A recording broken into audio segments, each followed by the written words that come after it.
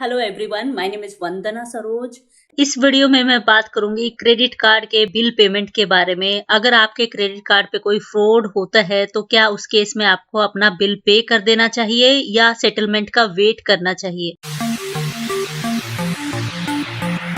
कोई फ्रॉड का केस है आपके बैंक अकाउंट से होता है तो as per RBI guidelines bank को ये मेक श्योर करना है कि एवरेज मंथली बैलेंस का जो चार्ज है वो आपके बैंक अकाउंट पे ना लगे। अगर बैंक को लगता है कि ये जो ट्रांजेक्शन थी ये फ्रॉड या अनऑथराइज ट्रांजेक्शन थी, अगर ये जो फ्रॉड है ये आपके क्रेडिट कार्ड से होता है तो उस केस में क्या, आपको पता ही होगा कि क्रेडिट कार्ड पे जो इंटरेस्ट चार्ज होता है वो बहुत ज्यादा होता है। तो उस केस में आपका बहुत बड़ा लॉस हो सकता है। सबसे पहले कंप्लेन रजिस्टर करें और ब्रांच में डिस्प्यूट फॉर्म भर के इस फ्रॉड ट्रांजैक्शन को डिस्प्यूट में डालें। डिस्प्यूट में जैसे ही वो ट्रांजैक्शन आ गई है वो आपके बैंक स्टेटमेंट में या आपकी इंटरनेट बैंकिंग में भी दिखाई देगी कि ये जो पर्टिकुलर ट्रांजैक्शन है ये डिस्प्यूट में डाली गई है। अगर बैंक आपकी जो कंप्लेन है उसको एक्सेप्ट कर लेता है तो 10 वर्किंग डेज में, जैसे ही आप ये ट्रांजैक्शन डिस्प्यूट में डालते हैं उसके 10 वर्किंग डेज के अंदर आपको जो ट्रांजैक्शन का अमाउंट है वो एज अ शेडो क्रेडिट आपकी स्टेटमेंट में दिखाई देगा।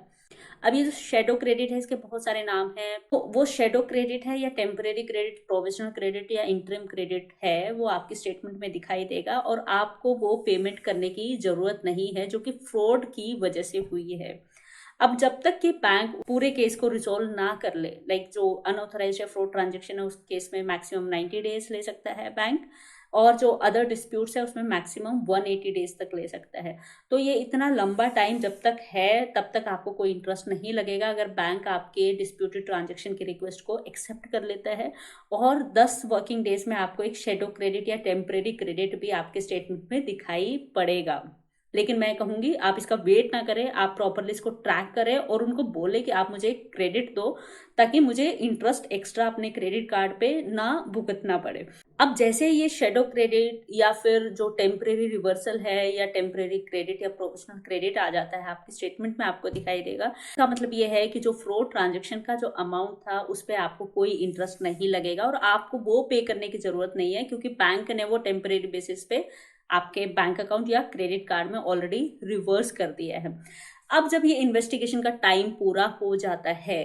और अगर बैंक जो डिसीजन है वो आपके फेवर में देता है कि हाँ ये फ्रॉड ट्रांजैक्शन थी, तो जो ये टेम्परेरी क्रेडिट या प्रोविजनल क्रेडिट या शेडो क्रेडिट ये परमानेंट हो जाएगा।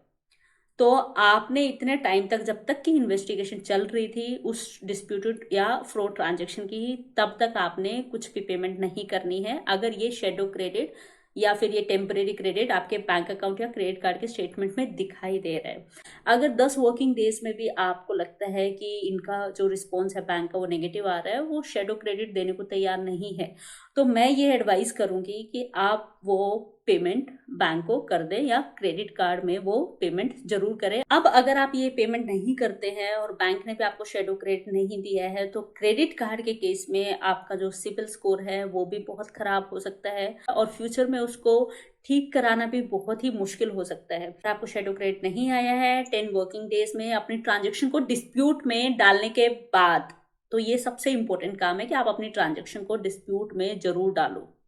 ब्रांच में जाएं, फॉर्म भरे, सबसे इजी वे जो है, और वहां से डिस्प्यूट में डालें, उसको प्रॉपरली फॉलो अप करें। 10 दिन में पैसा आ गया, बहुत अच्छी बात है। जो शेडो क्रेडिट या टेम्परेरी क्रेडिट है और जो बैंक की इन्वेस्टिगेशन चल रही है वो बहुत लंबी हो सकती है, उसको चलने दें और बीच में आप उसको फॉलो अप कर सकते हैं अपनी ईमेल से, अपनी जो रजिस्टर्ड ईमेल आईडी है उससे बैंक को प्रॉपरली मेल कर सकते हैं कि what is the status of this disputed transaction और दिस कंप्लेन नंबर एक ही रखें।